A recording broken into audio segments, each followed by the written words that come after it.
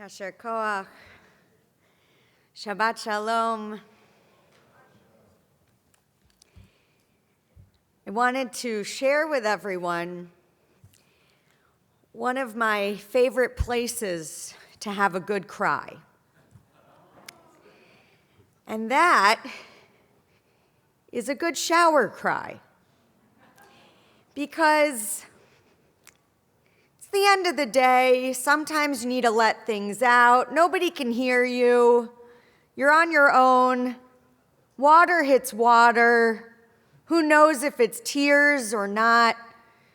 And sometimes we need a moment like that for ourselves. And it's understandable not wanting to totally let yourself go in public. Because as human beings, we generally want to be in control. There's so much in our world that is out of control, that we cannot control, so much where we have no power, so much that is unreliable, that sometimes we want to hold on to something that we can actually control ourselves, that at least perhaps we can be in control of our emotions when we're in public. But there's actually a lot of research done about the power of tears and what they can do for our bodies.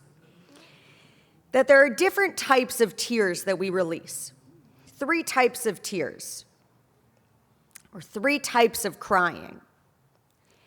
There's reflex tears, continuous tears, and emotional tears. And the first 2 categories, reflex and continuous, these fit the important function of removing debris from our eyes. This might be smoke or dust. We might cry to get rid of something, to keep ourselves and our eyes healthy, to protect from infection. But the third category, emotional tears, those are actually found to also release something. That emotional tears release stress hormones and could potentially create health benefits as well. Crying can release endorphins, the same makeup in our bodies that create chemicals to make us feel good, to ease emotional but also even physical pain. And we actually find 2 moments in this week's Parsha of Miketz where Joseph needs to release tears, just like all of us. And Joseph, perhaps like me sometimes, wants to be in control of where do I let these tears out? And we have 2 moments when Joseph goes to hide himself while crying. The first is when he's met with his brothers and they're speaking to each other and they don't know that Joseph understands them. And they're saying, we are being punished for what we did. Joseph, the second in command, he is about to throw them into jail. And the brothers are saying, we're being punished. And Joseph knows what they're talking about. And our text says he turned away from them and wept. He didn't face them with his tears, but vayasov me'aleihem. He turns away. And then when he's ready, he comes back to speak to them. That's the first time.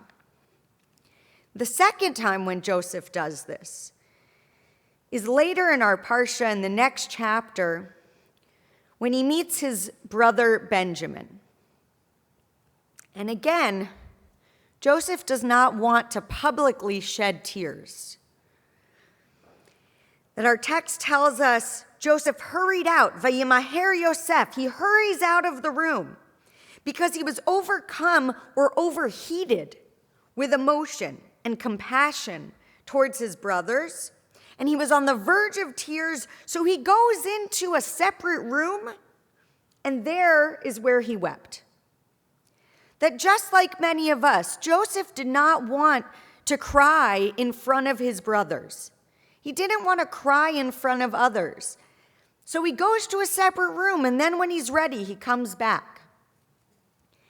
And this is not surprising for Joseph, because Joseph is a man who likes to be in control, like many of us. He's the second in command of Egypt. He likes to be powerful. He likes to know what's going to happen. He likes to be the one in charge. So he removes himself in the face of his emotions.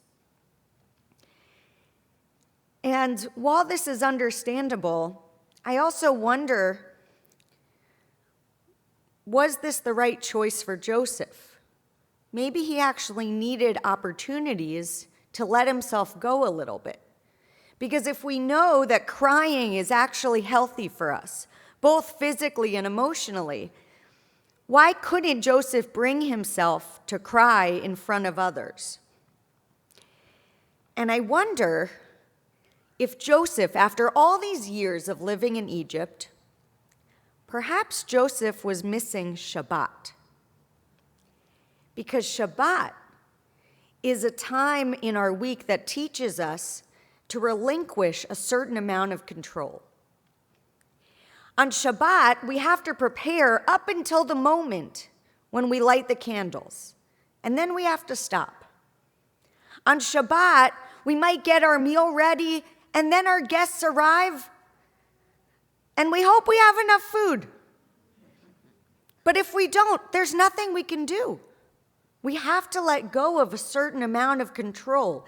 It's a practice for our bodies week after week of saying, I've spent the whole week trying to control my surroundings, and now I have to just breathe a little bit. There's a custom of how to hold a Kiddush cup on Shabbat, where during the week we might hold a cup focusing on the outside of our hand. We might grasp it tightly where the outer part of our hand is showing. But on Shabbat, there is a custom of actually holding the Kiddush cup in our palm. That we hold the Kiddush cup in our palm. And that's because the palm, that's the vulnerable part. That's the softness. That's the flexibility. That during the week we try so much to create an outer shell. We try so much to be protective, to have a little bit of roughness, and that's okay. And then on Shabbat, we want to open up. We want to let ourselves go a little bit.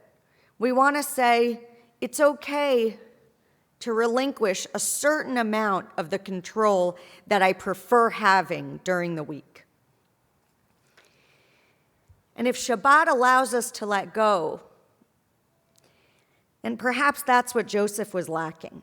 That all these years in Egypt, he didn't have a weekly reminder to say, it's okay to shed a tear.